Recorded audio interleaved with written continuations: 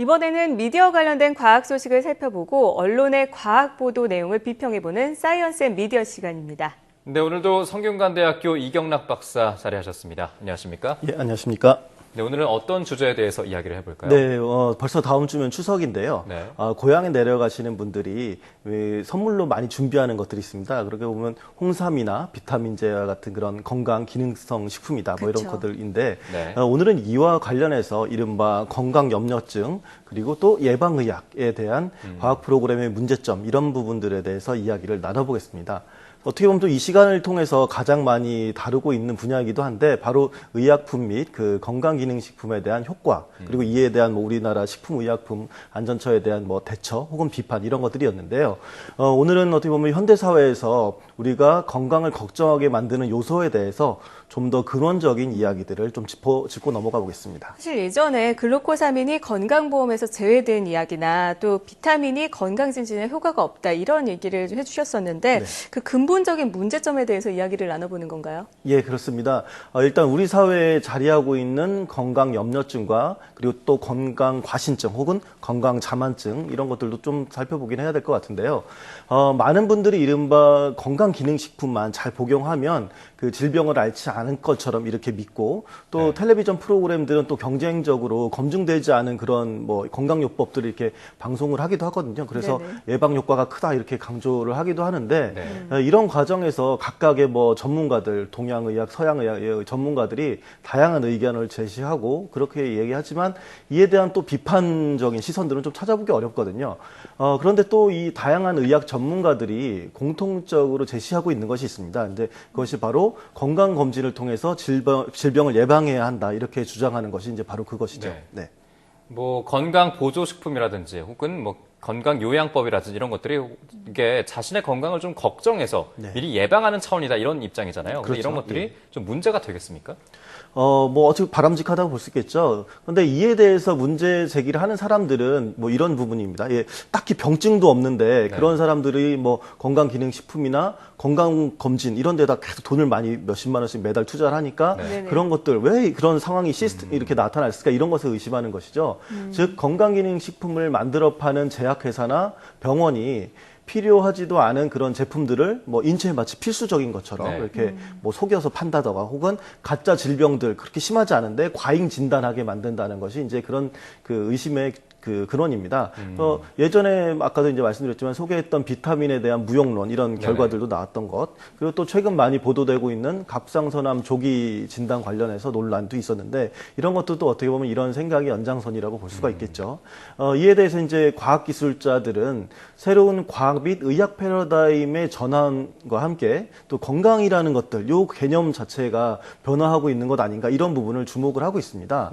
특히 조셉 더밋이라는 학자가 있는데 그 학자는 이제 예방의학 시대가 이렇게 조례한과 함께 잉여 건강이라는 그 개념을 도입해서 좀 현상들을 설명하고 있습니다. 그래서 그 관념이 출현하고 있다고 그 지금의 현상들 그런 것들을 좀 비판을 하고 있었죠. 네, 조셉 더밋의 잉여 건강이라는 게 구체적으로 어떤 의미입니까? 일반적으로 건강이라고 하면 WHO가 정의한 바에 따르면 질병에 걸리지 않거나 허약하지 않고 완전한 신체적, 정신적, 사회적 안녕 상태를 이제 의미를 합니다. 근데 이에 대해서 뭐 허약하지 않음, 혹은 또 뭐 완전함, 혹은 웰빙이라고 이제 거기서 영어로 표현하고 있는 그 안녕이라는 것이 무엇인지는 굉장히 사실 추상적인 것들이거든요. 그래서 이런 논쟁들이 사실 그 건강을 규정하는데 많이 계속 있어 왔습니다. 그런데 그 아까 소개해드린 조셉 더밋은 질병과 건강과 같은 이런 개념이 이제 예전과 달리 그 WHO의 규정과 달리 전환이 되고 있다. 이런 것들 좀 주목해야 된다라고 이제 그 이야기를 합니다. 그래서 즉 건강이 위험을 줄이는 것으로 이제 바뀌고 있고 그리고 또 치료라는 것들이 이제 예방과 동의어다 이렇게 좀 변하고 있는 상황들을 좀 평가를 하고 있습니다. 여기서 이제 잉여 건강이 이제 구체적인 개념이 나오는데 그러니까 더밋은 2차 대전 이후에 급격한 산업화 시기에 어째서 보건 산업이 성장했는가 이런 것에 대해서 그 어떻게 보면 보건 산업이 잉여 건강이란 개념을 창출했다 이렇게 설명을 합니다. 예를 들어서 뭐 가벼운 우울증이나 뭐 불면증과 같이 어떻게 보면 일상적인 만성 질환이고 큰 병이 아닐 수도 있고 또 높은 콜레스테롤 수치 수치 그런 것들은 사실 당장 증상은 없거든요. 근데 이게 이제 미래의 질병을 유발할 수 있는 위험 요소들인데 이런 것들에 대해 초점을 맞추고 이런 미래 질병에 대해서 예방을 하는 그런 그것을 겨냥하는 진단 검사나 약물들, 그것들을 줄일 수 있는 약물들의 개발에 집중함으로써 이제 그 의약품이나 이제 보건산업 이것이 전반적으로 성장했다. 이렇게 그 사람은 얘기를 하고 있는 것이죠. 네, 그러니까 이전 좀 과학이 발달하기 이전에는 이게 질병으로까지는 생각을 못 했는데 의학 기술이 발달하다 보니까 좀 사전에 조기 발견이 됐고 이게 현재 문제가 될 수도 있을 것이다라는 좀 추측성의 것들이 좀 잉여 건강이라고 얘기할 수 있다고 하시는 겁니까? 예, 그렇습니다. 하지만 이러한 잉여 건강의 개념이 사실 뭐 잘못되었다거나 혹은 뭐 제약회사나 병원의 과잉 진단을 하는 근거다 뭐 이렇게 보기에는 좀 평가하기 무리가 있는 부분도 있습니다. 어떻게 보면 좀 현대사회에서 질환은 아주 작은 부분에서 또 그 신체 변화가 신호를 보내기도 하고 그것이 이제 어떤 큰 질병이 되기도 하거든요. 그래서 특히 우리나라 경우에는 어떻게 보면 지나친 그 건강 염려증만큼이나 뭐 건강에 대한 과신 혹은 자만 이런 것들도 문제이기 때문에 뭐 잉여 그런 건강에 대한 그런 개념이 잘못됐다고 보기는 어려운 것이죠. 네.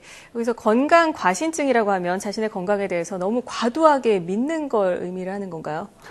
그렇습니다. 이러한 건강에 대한 지나친 믿음은 어떻게 보면 검증되지 않은 민간요법에 대한 믿음, 그리고 또 의약품에 대한 기피, 때로는 대체의학에 대한 맹신 이런 것 때문에 이제 나타나기도 합니다. 그래서 예를 들어서 뭐 감기에 고춧가루를 풀어서 소주 한 잔 이렇게 마시면 낫는다, 뭐 이런 것들 뭐 TV에서도 많이 얘기하고 또 20대는 뭐 철도 씹어 먹을 나이인데 뭐 소화는 걱정 없다라고 뭐 사이다 하나 먹어 이렇게 안심시킨다거나. 제 주변에도 사실 약을 거부하는 사람들이 꽤 많거든요. 그리고 뭐 내 몸 상태는 내가 잘 아니까 나 병원 안 가도 돼. 이렇게 좀 어떻게 보면 그런 식의 병원 진단을 거부하는 그런 것들이 일종의 다 그런 생각이라고 볼 수 있습니다.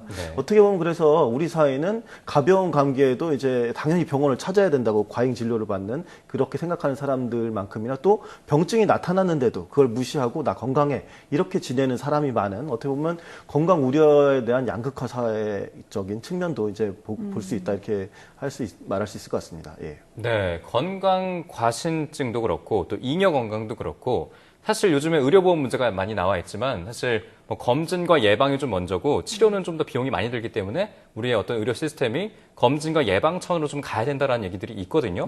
그렇다면 이에 대한 언론들의 보도는 어느 쪽으로 좀 봐야 되겠습니까? 일단 이른바 잉여 건강이나 예방의학에 대해서 비판적인 관점도 유지할 필요가 있습니다.